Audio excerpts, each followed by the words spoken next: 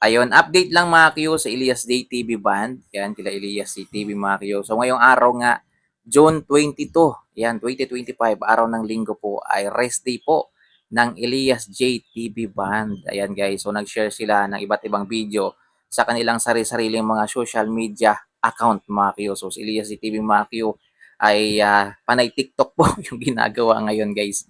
Yan, panay TikTok po. Yung iba guys, nagpagupit, yan. So, yung iba, dito po, sama-sama po sila. Nasa isang beach resort. Yan, para magliwaliw, mga Q, lumanghap ng sariwang hangin. Yan, mag-relax muna, guys. Pero at the same time, guys, tugtugan pa rin.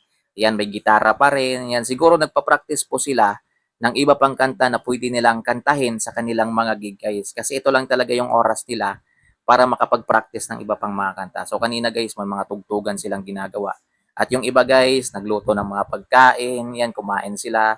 So ito talaga yung favorite na puntahan nila guys tuwing rest day nila, pumupunta sila sa dagat. Yan para makapag-relax, yan para makapag-refresh yung isip. So ayan po ay ibinahagi po sa kanilang mga social media account kay Sir George, kay Elias CTV.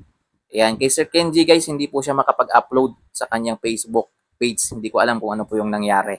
So yun lang guys, yun po yung mga kaganapan sa kanila ngayong araw, rest day po. At siguro mamaya, yan, after nilang magsama-sama guys, ay uuwi muna sila sa mga sari-sarili nilang pamilya guys kasi wala silang gig mamaya at bukas magre-resume yung gig nila guys. So pahinga pa sila bukas ng umaga. Yan, di ko sure guys kung anong oras sila aalis para naman sa gig nila sa June 23. So yun lang guys, at least kahit papano nakapagpahinga, yan, nakapag-refresh yung mga idol natin, lalong-lalo na si Elias CTV guys. Ohahay. Ayan. So, yun guys, maraming salamat. Yan po yung update. Yan sa kanila ngayon. Kanina po, sama-sama pa rin sila guys. Ayan. Yung iba nagpagupit. Yan, yung iba namasyal. Yung iba nag-refresh. Yan, yung iba kasama nila yung pamilya nila. Si Dave, yan, kasama nila Elias CTV kanina. Pumunta sa isang beach resort, Elias CTV.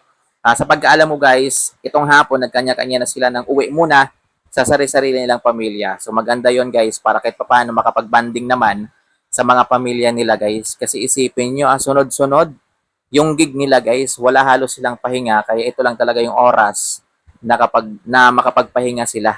Yan, makasama nila yung kanilang pamilya. So yun lang guys, ito panoorin nyo yung mga kaganapan nila kanina mga kakyo. Tell me honestly if you see love in me. Look into my eyes honestly. Oh, tell me.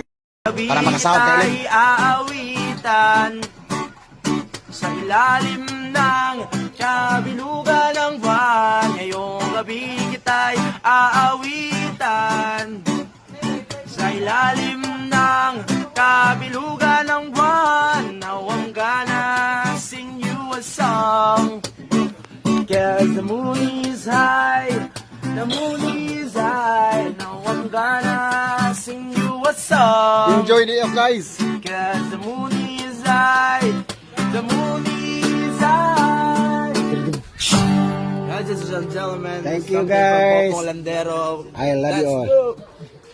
Alim ng kabilugan ng buwan. Now I'm gonna sing you a song, 'cause the moon is high, the moon is high. Now I'm gonna sing you